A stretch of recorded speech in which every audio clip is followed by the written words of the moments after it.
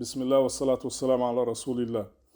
The scholars of Usul have a qaida which states استحباب تعويد الصبي على التعبدات وإن لم تجب عليه, that it is highly recommended to get our young children used to acts of worship even though it may not yet be obligatory upon them. And we see this example in Sahih Muslim when the companions, may Allah be pleased with them, would make their young children fast, and they would take them with them to the masajid, and if the children cried from hunger, they would give them toys to distract them and keep them busy until Maghrib, till it was time to break their fast.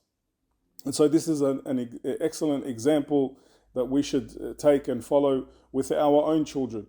And we see today children who have reached the age of 10 and 11, and even more, they're finding it very difficult to perform acts of worship because their parents didn't teach them or didn't get them used to doing these acts of worship in their younger years when they were little children.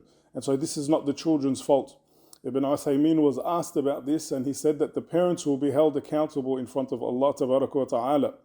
We should, even though the pen is lifted upon the one who has not yet attained the age of puberty, as the Prophet ﷺ said, رُفِعَ الْقَلَمُ عَنْ ثَلَاثٍ, that the pen has been lifted upon three, and one of them, الصَّبِي حَتَّى يَحْتَلِمْ, is the young child until they reach the age of puberty.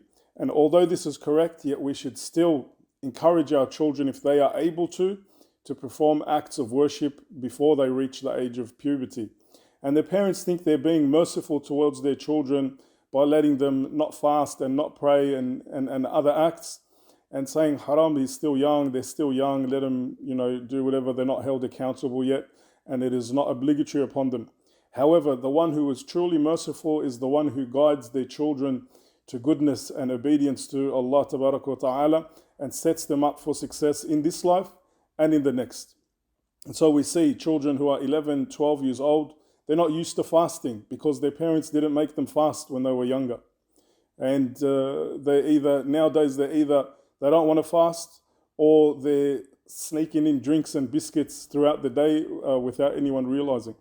And similarly with the prayer, all of a sudden in a day and a night, we expect the children to establish the 5 daily prayers with no questions asked. And this is wishful thinking. This is not going to happen. We need to encourage our children after the age of 6, 7, 8 to get used to performing wudu and praying the salah with you in the homes. Or if you are able to, even better, take them with you to the masjid. And likewise we see even with families who have young sisters, young daughters, their whole life they're doing hairstyles and different colors and imitating all these different people. And then all of a sudden we expect them at the age of puberty to cover up. They're either not going to want to cover up, wear the hijab, or they'll wear it at home, and when they leave and they go to school they'll take it off. At minimum they won't have any importance and belittle the hijab. However, if you got your daughter used to wearing the hijab, gradually over time increasing the length that she wears it, by the time she reaches puberty, she will feel uncomfortable taking off her hijab, leaving outside the house or in front of non-mahram men.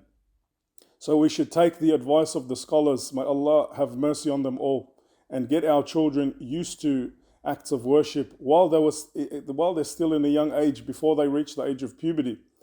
And we should take the example of the companions, which was the best of generations, into implementing acts of worship into our children and instilling these acts of worship in our children, so that once they do reach the age of puberty, they are able to worship Allah Tabaraka wa Ta'ala with complete ease. May Allah Azza wa Jal grant our children the best in this life and the next, and protect them from all harm, and guide them to what Allah Azza wa Jal is pleased with and loves. هذا والله أعلم وصلى الله وسلم على نبينا محمد.